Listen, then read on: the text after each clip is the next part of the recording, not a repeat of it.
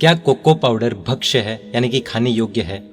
Dragon fruit वाले video पर कई लोगों ने कमेंट्स करके अलग अलग चीज़ों के बारे में पूछा था कि वो चीज़ें भक्ष्य है या नहीं, यानी कि खाने योग्य है या नहीं। उनमें से एक क्वेरी कोको पाउडर के बारे में भी थी। हमने लर्न जैनिज्म के एक रील में कहा था कि हम कोको पाउडर का असली एवं सच्चा स्वरूप जरूर देखेंगे। ज़्यादातर चॉकलेट्स, केक्स, कुकीज़ आदि चीज़ें जिससे बनती है, ऐसा बाजार का कोको पाउडर यूज करके क्या घर में बनाई हुई चॉकलेट्स अथवा केक्स आदि का सेवन कर सकते हैं? और क्या साधु साध्वी जी भगवंतों को भी बहरा सकते हैं? तो जानने के लिए बने रहिए इस वीडियो के अंत तक। ये प्रश्न और इसका उत्तर जानने जैसा है, क्योंकि ये कोको पाउडर आज हमारे रूटीन में इतना घुल मिल चुका है कि होममेड केक्स, चॉकलेट्स, कुकीज़ आदि बनाकर हम मुमुक्षुओं की भी वायना आदि द्वारा भक्ति करते हैं, साधु साध्वी जी भगवंतों को भी बहराते हैं। ये कोको पाउडर का विषय थोड़ा गंभीर है, क्योंकि लगभग सब जगह इसका उपयोग किया जा रहा है, इसलिए इसे हम आज डिटेल में जानेंगे। पहले हमें कोको पाउडर का इतिहास जानना होगा। थियोब्रोमा काकाओ नामक विदेशी फल से कोको पाउडर प्राप्त किया जाता है। इन्हें काकाओ पॉड्स कहा जाता है। ये कोको पाउडर के फल हैं जिनके अंदर इस तरह से बीज यानी कि बीन्स पाए जाते हैं।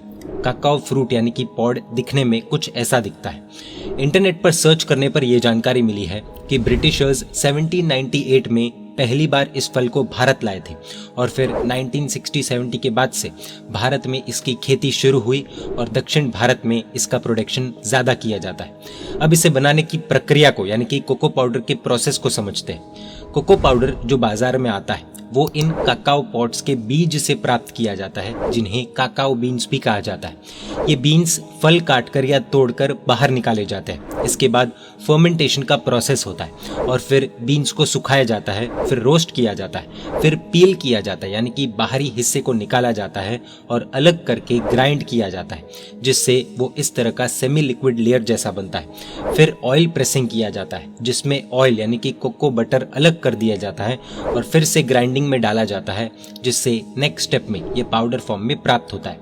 इसे कहते हैं कोको पाउडर। ये हमने शॉर्ट में प्रोसेस देखा। अब इसके सबसे पहले स्टेप यानी कि फर्मेंटेशन प्रोसेस को समझते हैं, जिसे सुनने के बाद कईयों को शायद झटका लग सकता है। देखिए, ये एक बिजनेस है, धंधा है, तो कोई भी चाहेगा ज्यादा से ज्यादा फायदा हो और इसीलिए ये जितना ज्यादा टेस्टी बनेगा उतना ज्यादा बिकेगा। सिंपल। ये फर्मेंटेशन क्यों? तो इसका जवाब है कि इससे इस बीज की कोटिंग आसानी से निकाली जा सकती है। अंदर अनेक जीव उत्पन्न होते हैं और उनकी जैविक प्रक्रिया से बेहतर टेस्ट, कलर, फ्लेवर, स्मेल की प्राप्ति की जा सकती है। जितना टेस्ट अच्छा उतना ज्यादा बिकेगा। ये सिंपल लॉजिक है। फर्मेंटेशन के लिए अलग अलग मेथड्स यूज किए जाते हैं। ज्यादातर फर्मेंटेशन में इस काकाओ के फल को तोड़ा जाता है। इसमें से बीज और बीजों के आसपास का जो पल्प है वो बहुत मेजर रोल प्ले करता है। इसमें बहुत अधिक मात्रा में शुगर और वाटर होता है। इसे हार्वेस्टिंग के बाद तुरंत फर्मेंटेशन एरिया में लाया जाता है, जिससे ये सूख न जाए, ड्राई नहीं हो। इन्हें केले के पत्तों में या फिर बोरियों में ढक कर लकड़े की पेटियों में टाइट बंद किया जाता है। यहाँ पर दो प्रोसेस के थ्रू फर्मेंटेशन होता है, अल्कोहलिक फर्मेंटेशन, एसिटिक फर्मेंटेशन। अब भारी शब्दों में न जाते हुए सरल भाषा में समझने का प्रयास करेंगे। पल्प सहित बीजों को 7 से 8 दिन पेटी में बंद रखा जाता है। इसमें असंख्य बेइंद्र जीव उत्पन्न होते हैं, माइक्रो ऑर्गेनिजम्स उत्पन्न होते हैं। ईस्ट यानी कि फंगस यानी कि अनंतकाय अर्थात निगोद के जीव उत्पन्न होते हैं। कई जगह पर ईस्ट ऊपर से डाला जाता है, जिससे फर्मेंटेशन और अच्छा एवं फटाफट हो। आज का सुधारा हुआ फ्रूट यानी कि काटा हुआ फ्रूट अगले दिन बासी हो जाता है, ये तो सभी को पता है। आज की रोटी भी अगले दिन बासी हो जाती है। तो इस फ्रूट के पल्प की 8 से 10 दिनों में क्या हालत होती होगी, सोचने जैसा है। खैर, इससे अंदर रहे पल्प के कारण, ईस्ट यानी कि फंगस के कारण अनंत काय के जीव, अलग अलग असंख्य माइक्रो ऑर्गेनिजम्स, खुली आंखों से नहीं दिखने वाले बेइंद्र जीव यानी कि लटे आदि जन्म लेती है। असंख्य मात्रा में वो जन्म लेते हैं और वो जीव पल्प खाते हैं। ये पल्प ही उनका भोजन होता है।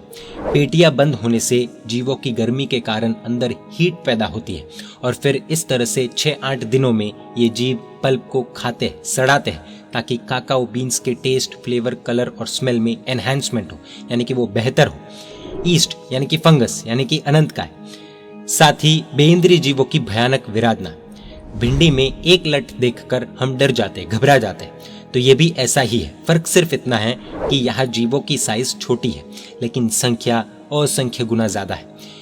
ईस्ट को ब्रेड पाव आदि बनाने में भी यूज किया जाता है, इसलिए बाजार के ब्रेड पाव आदि अभक्ष्य कहे गए। फर्मेंटेशन के इस प्रोसेस में पेटियां टाइट बंद की जाती है, जिससे ऑक्सीजन अथवा सूर्य की किरणें अंदर न जाए। अंदर के जीव पल्प खा खाकर कार्बन डाइऑक्साइड, इथेनॉल और हीट छोड़ते हैं। इससे अंदर गर्मी बढ़ती है। हमें जानकर आश्चर्य होगा कि पेटी के अंदर गर्मी के कारण टेम्परेचर 40 से 50 डिग्रीज पहुंच जाता है। इससे अंदाजा लगा सकते हैं कि किस स्तर तक बीजों को सड़ाया जाता होगा जिससे गर्मी बढ़े। इससे उन पेटियों में से कई बार झाग भी निकलता है। इस प्रोसेस के जरिए काकाओ बीन का फ्लेवर, कलर आदि चेंज होता है। इस तरह से काकाओ बीन्स में एल्कोहलिक फ्लेवर, बिटर टेस्ट आदि उत्पन्न होता है। इन बीन्स को फिर सुखाया जाता है और फिर ग्राइंडिंग आदि प्रोसेस के जरिए कोको पाउडर प्राप्त कर बाजारों में बेचा जाता है, जिसे प्राप्त कर हम होममेड कुकीज, चॉकलेट्स, केक्स आदि बनाते हैं। इस प्रक्रिया में कॉकरोचेस के गिरने से मरने एवं साथ में पीसे जाने की भी बहुत अधिक संभावना होती है।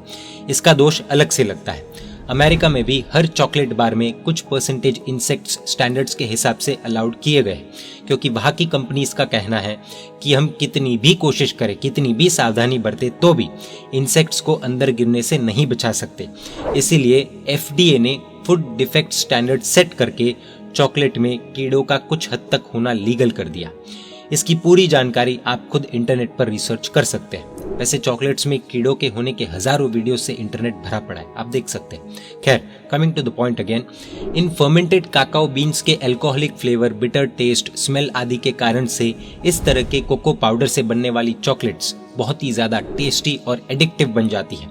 इसमें जबरदस्त मात्रा में शक्कर आदि मिलाने पर बनती है चॉकलेट्स, जो हमारे बच्चे रोज खाते हैं। कुछ स्टडीज का ये मानना है कि कोको मूड बूस्टर और सेक्सुअल स्टिमुलेंट के लिए एक तगड़ा शस्त्र है। सरल भाषा में कहे तो डार्क चॉकलेट्स, कोको पाउडर से बनी चॉकलेट्स, केक्स, कुकीज आदि हमारे दिमाग को ट्रिगर कर शरीर में वासना को भड़काने और बढ़ाने का काम करते हैं। और फिर हम पूछते हैं कि बच्चे छोटी उम्र में पोर्नोग्राफी क्यों देख रहे हैं। खैर, कोको में कैफीन भी होता है। वो एडिक्टिव और इंटॉक्सिकेंट होने से इस्कॉन जैसी संस्था में चॉकलेट एवं कॉफी पर भी प्रतिबंध है। Yes, chocolates are prohibited in ISKCON. Even coffee, tea and other stimulants are prohibited. इसलिए अनेक पूज्य गुरु भगवंत इस प्रकार से प्राप्त किए गए कोको पाउडर को अभक्ष्य मानते हैं और इस तरह के कोको पाउडर से बनी होममेड कुकीज, चॉकलेट्स अथवा केक को भी अभक्ष्य मानते हैं, यानी कि खाने योग्य नहीं मानते। इतना ही नहीं, ये चीजें पूज्य गुरु भगवंतों को भी बहराने जैसी नहीं है, क्योंकि इनसे उनकी साधना खराब होने की भी बहुत अधिक संभावना होती है। प्रश्न उठ सकता है कि मान लेते हैं कि प्रोसेस सही नहीं है, लेकिन आखिर तो सुखाया जा रहा है, जिससे वो बीज सूख जाता है और फिर तो पाउडर फॉर्म में ही तो प्राप्त होता है, तो अभक्ष्य कैसे? हम डायरेक्टली तो जीव का भक्षण नहीं कर रहे, तो अभक्ष्य कैसे? इसका सीधा और सरल उत्तर यह है कि यदि कोई चीज सोर्स से अनंत का है, तब तो वो अभक्ष्य है ही, क्योंकि अनंत काय की विराधना की परमिशन जैन दर्शन में नहीं है। इतना ही नहीं, जिस चीज के सोर्स में अनंत काय न हो लेकिन प्रोसेस में अनंत काय की विराधना होती हो, तब भी वो जैन दर्शन में परमिटेड नहीं है। इसमें न कोई औषधि गुण है, उल्टा हेल्थ के लिए हानिकारक है, साथ में एडिक्टिव है, मादक है, इसलिए विशेषतः त्याग करने जैसा है। तो इसका सोल्यूशन क्या है? इसका एक सोल्यूशन ये हो सकता है कि काकाओ फ्रूट घर पर लाकर जैना पूर्वक उसमें से काकाओ बीन्स प्राप्त कर, पल्प को साफ कर, बीन्स को ग्राइंड कर उसमें से कोको पाउडर प्राप्त कर सकते हैं और फिर उसमें से चॉकलेट अथवा केक बना सकते हैं। लेकिन हाँ, बाजार जैसा टेस्ट, स्मेल, फ्लेवर आदि नहीं आएगा, क्योंकि वो तो सड़ाने पर ही आएगा। पल्प को अगले दिन तक रखने पर वो बासी हो जाएगा, बेइंद्रिय जीव उत्पन्न हो जाएंगे, इसलिए वो भक्ष्य नहीं माना जाएगा। इसलिए उसी दिन पल्प निकालकर बीन्स को सुखा देना चाहिए, फिर ग्राइंड आदि करके जिन भी चीजों में उपयोग में लेना है ले सकते हैं। रही बात टेस्ट की, तो दुनिया तो टेस्ट के पीछे इतनी पागल है कि सिवेट कॉफी, जिसकी बाजार में 1 किलो की कीमत लगभग 20 से 25 हजार रुपए की है, इस कॉफी को कॉफी लुवाक भी कहा जाता है। ये दुनिया की सबसे महंगी कॉफी है और ये सबसे ज्यादा इंडोनेशिया में बनती है। हैरानी की चीज ये है कि सिवेट नामक कैट्स कॉफी चेरीज को खाकर इस तरह से अपने मल में यानी कि टट्टी में कॉफी बीन्स निकालती है, जिसे धोकर प्रोसेस कर बाजारों में इतनी कीमती दामों में बेचा जाता है। इसे पूप कॉफी भी कहा जाता है, हिंदी में कहे तो टट्टी कॉफी। भला टट्टी में निकले कॉफी के बीन्स की कोई इतनी कीमत कैसे दे सकता है? यही प्रश्न उठ रहा होगा हम सभी के मन में। कारण सिंपल है, स्वाद, टेस्ट। ये जीभ, ये टेस्ट के पीछे का पागलपन इंसान से बहुत कुछ करवा देता है, टट्टी भी खाने को मजबूर कर देता है। इसलिए हर वो चीज़ जो महंगी दिखती हो वो खाने जैसी नहीं है। हर वो चीज़ जिसकी सुगंध ज़बरदस्त हो वो खाने जैसी नहीं है। हर वो चीज़ जो विदेशी बनाकर बेचते हैं वो खाने जैसी नहीं है। और हर वो चीज़ जो टेस्ट में मस्त है वो खाने जैसी नहीं है। कहते हैं ना, all that glitters is not gold. बात करें कोको पाउडर की तो देखिए, हम जानते हैं जैन मीडिया कई बच्चे परिवार एक साथ बैठकर देखते हैं। इस वीडियो के माध्यम से हम किसी पर भी प्रेशर नहीं बनाना चाहते कि आपको ये सब त्याग करना ही होगा, खाना बंद करना ही होगा। अगर आप नहीं खाते तो बेस्ट, खाना बंद करने का निर्णय लेंगे तो भी बेस्ट, ज़्यादा खा रहे हैं और थोड़ा कंट्रोल करेंगे तो भी अच्छा। खाना या नहीं खाना ये हम व्यक्ति के विवेक पर छोड़ते हैं, क्योंकि हमें पता है कि ये चीज़ें बच्चों में ही नहीं बड़ों में भी रेगुलर रूटीन के तौर पर आ चुकी है। ये विषय कवर करने के पीछे का सबसे बड़ा मोटिव ये था कि कुछ लोगों ने रिक्वेस्ट किया था कि कोको पाउडर भक्ष्य है या नहीं ये जानना है। और कई श्रावक श्राविकाएं ऐसे हैं जिनका अभक्ष्य का त्याग का नियम होता है, अनंत का कंदमूल के त्याग का नियम होता है। कई लोग तपस्या आदि करते हैं, कई लोग साधु साध्वी जी भगवंतों को बहराते हैं। तो उन सभी के लिए ये चीज़ें सेवन करने जैसी है या नहीं, ये इन्फॉर्मेशन उन तक पहुंचे, बस यही मेन मोटिव था।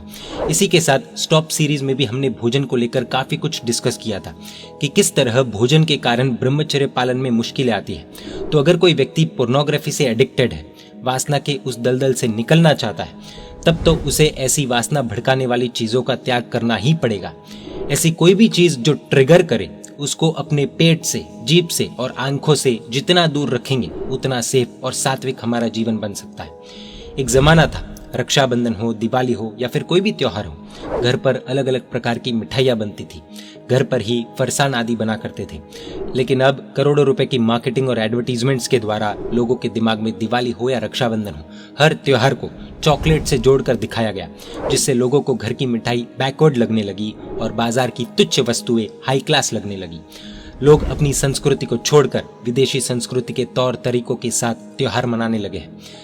लोगों की मिठाई छूटी और चॉकलेट्स का लेन देन शुरू हुआ। इतना ही नहीं, एडवर्टीजमेंट्स में लड़के लड़की को बॉयफ्रेंड गर्लफ्रेंड के रूप में बताकर एक दूसरे को चॉकलेट देते हुए दिखाया जाना, अलग अलग प्रकार से चॉकलेट्स की भयानक मार्केटिंग का शिकार लगभग हर कोई हुआ ही होगा। अब अधिक मात्रा में ये सब चीजें खाने पर वासना बढ़ेगी तो लड़के और लड़की के बीच गड़बड़ ही होनी है। ये सब सिंपल लॉजिक है। अब तो शुद्ध मिठाइयों में भी chocolate barfi, chocolate kaju katli, chocolate rasgulla, chocolate shrikhand आदि बहुत कुछ शुरू हो चुका है और उसे स्टेटस सिंबल के तौर पर भी गिना जा रहा है। समस्या ये है कि गाड़ी में पेट्रोल कौन सा डालना, फर्नीचर में लकड़ा कौन सा यूज करना, इन सब में तो हम हमारा दिमाग अच्छी तरीके से दौड़ाते हैं। कोई अगर हमें 100 रुपीज का पेट्रोल 90 रुपीज में दे और कहे कि ये थोड़ा कम क्वालिटी का पेट्रोल है लेकिन आपको 10 रुपए का फायदा हो रहा है, इसे आप अपनी गाड़ी में डालो, तो हम तुरंत मना कर देंगे कि नहीं भाई, मेरी गाड़ी मुझे बहुत प्यारी है, गाड़ी का इंजन खराब हो जाएगा। 60 से 70 हजार की गाड़ी की हमें बहुत चिंता है, लेकिन करोड़ों रुपए से भी ज्यादा अनमोल इस शरीर की हमें बिल्कुल भी चिंता नहीं है। भोजन सात्विक है या नहीं है, सड़ा हुआ है या नहीं है, बासी है, ताज़ा है, कोई लेना देना नहीं है। बाजार से उठाकर वस्तु पेट में डालने से पहले दिमाग हम नहीं दौड़ाते कि ये वस्तु मेरे पेट या शरीर या दिमाग के लिए सही है या नहीं। इस पेट में दारू भी चलती है, सिगरेट भी चलती है, हुक्का भी चलता है, मांसाहार भी चलता है, कचरा भी चलता है, दुनिया भर की सब चीज़ें भी चलती है, बस टेस्ट होना चाहिए।